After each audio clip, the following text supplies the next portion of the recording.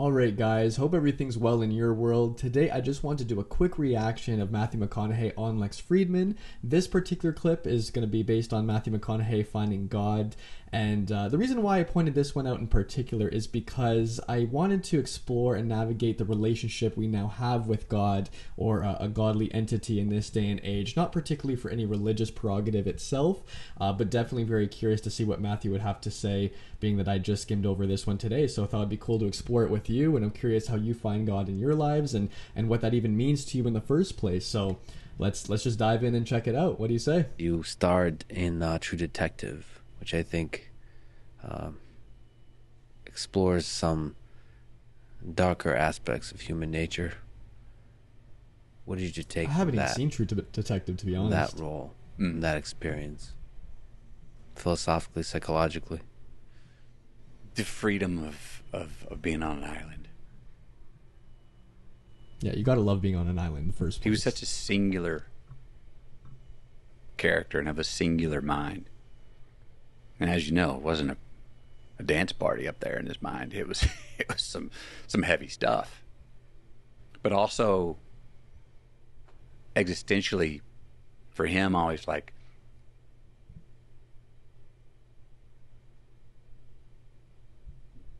death would be a deliverance for him. It'd also be a cop-out in a way. It'd also be... He was not a man who was going to give himself amnesty and didn't allow it from the rest of the world. He wouldn't give himself an out.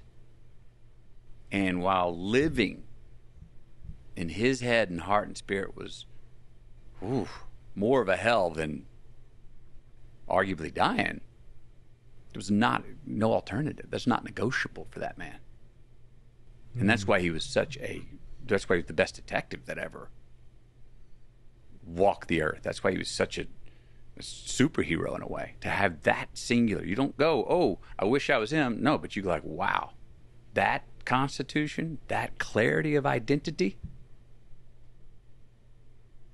Talk about a measure in a man's constitution. He didn't allow anybody off the hook, especially himself. You wanted him to forgive a little bit or give himself a little amnesty. You wanted him to like, man, it's Saturday, bro. Can you go on a date? You wanted him to like enjoy something, but he was connected to something in his DNA, who's who he was, to something much more baseline truth. And just to pause that very quickly, it seems like his character listened to a lot of Jordan Peterson.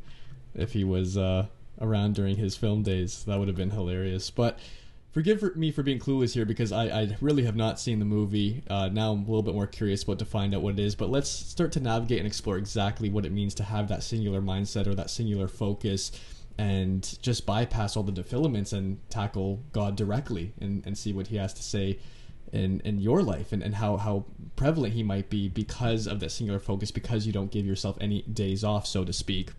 What I find very interesting about this is that accountability seems to be a common narrative here, and accountability seems to be so forged by the fact that God is watching. It's like, well, if I'm not going to dive into the pleasures of life, if I'm not going to dive into all these externalities, then if I'm going to have this core single focus, and the reason being is something beyond myself, then it must be a God that's at least watching me. So we're still craving that attention to some capacity.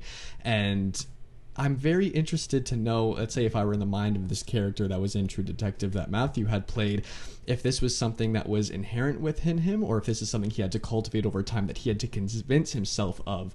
And honestly, whether God does or does not exist, that would still be quite a noble task in and of itself, because regardless if there is a God out there watching or giving credence to his actions, he's still at least acting as if God exists, back to another Jordan Peterson quote saying, I act as if God exists. So I do find a lot of parallels between those thought processes here, but to think that there is always a God watching, that we do something for something that's beyond ourselves, it does still forge our identity in a much clearer way. It makes us feel like what we're doing is worth it. Back to the biggest question that we have in humanity is, what is purpose? What is our purpose? Does purpose even exist? And I feel like these are all bundled in the package of God that we place up there saying, well, I hope so. I hope it's at least worth it. So just a quick note I want to make in that regard. And that's why he was such a good detective. So that, but there's an island. As much as that company can be, I said earlier on that Amazon trip, I wasn't enjoying the company. There's parts I think that I maybe gave to myself to Rustin Cole, and also that Rustin Cole's given back to me. That are like, yeah, when you want to pull the parachute because you can't stand the company that you're in, McConaughey, in your own mind, the Socratic dialogue is driving you freaking crazy. Oh, he had to throw Socrates in there. There we go. We're getting more on the philosophical basis. Don't pull the parachute. Stick with it. Go through it. So you were able to walk around with that tormented mind of his? Tormented. I didn't have very much patience for mendacious talk. I didn't have as much patience for small talk. I wasn't tormented. But the character was, and you have to embody him. So is that, I mean, does some of that bleed over? Are you able to separate the man you are from the character? There we go. It's not... Look, am I able to separate it? Yeah, I came home to my kids. And when they walk in the door and greet me and go, "What'd you do today?" And you got 3 kids under 10 years old, you don't tell them about the scene where you help someone commit suicide. It's just, so you turn it into a parable. Yeah, you have to detach. Actually, I've always said this, having kids has made me a better actor, a better storyteller, because I have to parabolize certain things, Yeah. And tell it in ways that they go, "Oh, neat," So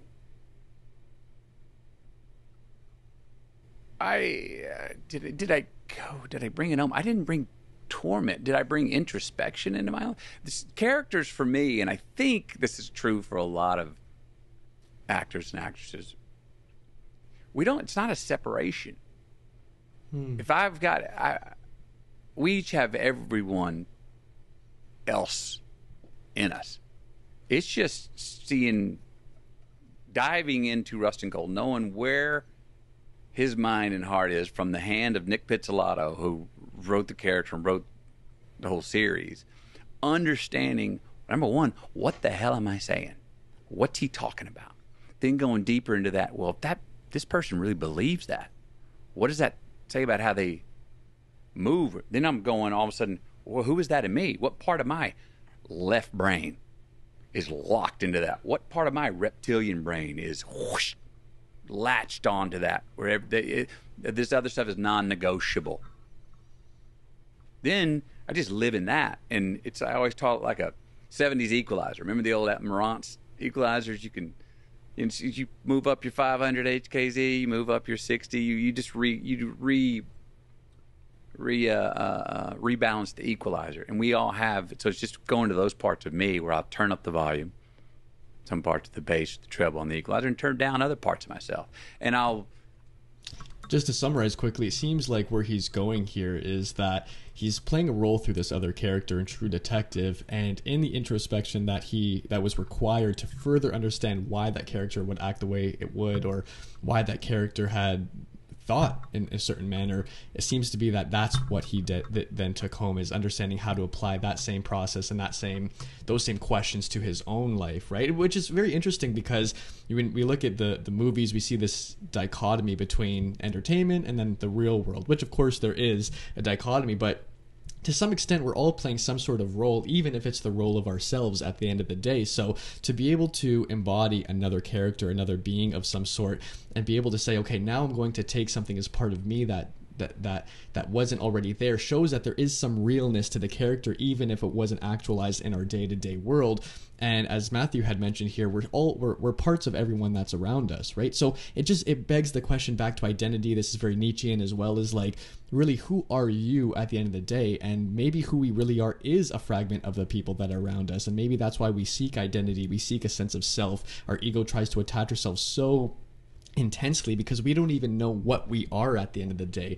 And I'm curious, in the perspective of actors and actresses alike, what their relationship to their self is, to their ego is, not in an egotistic way, of course, but more so by way of like understanding who they really are as a human, who Matthew is at the end of the day after he plays those roles. And while you could detach because consciously you're able to say, okay, I'm doing a job here at the end of the day, I come home, I have a family, I know what's more palpable, what's more real to me, but still there's got to be something in your mind, subconsciously or not, that's saying, hey, look, dude, I really don't know which action I would have taken. What's the right scenario to dive into here? Which is what my true self would really resonate with. And that's why I think intuition is such an attractive argument. It's like, well, your guts just got to feel it at the end of the day, and that has to be some semblance of who you are as a human. And is that intuition somewhat tied to a godly figure? Who knows? And this is where you start tapping into where does creativity, where do ideas, thoughts, anything of that nature that are so abstract really come from? And again, we place it in that bucket of God, and something that we're all trying to navigate in our lives as we play the role of ourselves. I'm not coming home tormented as Rustin Cole. Am I coming home seeing torment where it should be seen? Am I reading the news differently? Are things coming out of the news and catching my eye as being bullshit or lies or truth that is just hard, and going, yep, yeah, I'm seeing it through a different lens, but I'm seeing my own life through a different lens.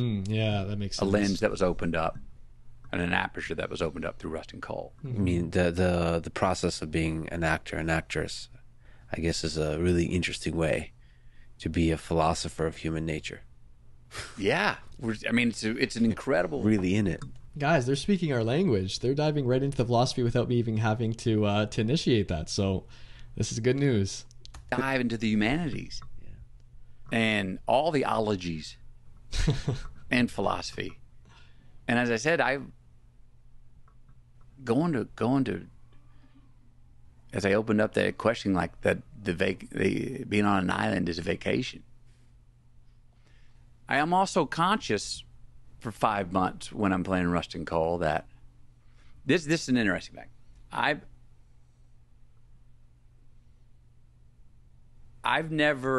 was as strong spiritually with my relationship with God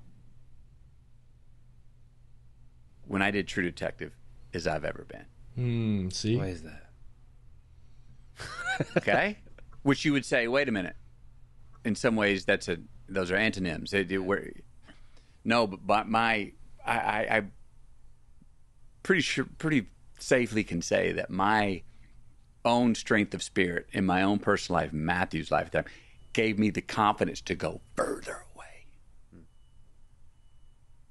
deeper into the torture and deeper into the abyss, as Nietzsche would say. But he was still always going after truth. That was the thing. He was not an evil man. I don't even know if you can call him a non-believer, but he was always going after the truth, and the truth burned. And he would take the scar and get burned for it. He'd die for it. That something was actually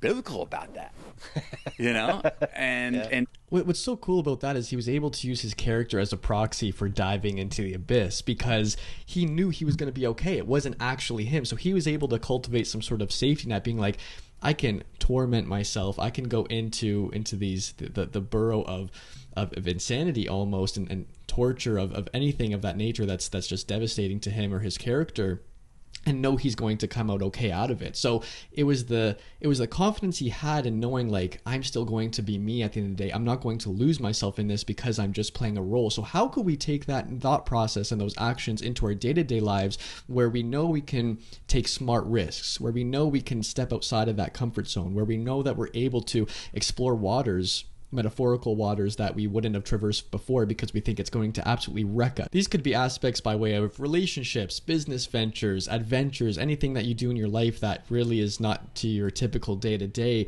that could forge you as a new being, as a new character, that could level you up in the game of life here without absolutely shredding you and ripping you apart and leaving you scarred for years to come.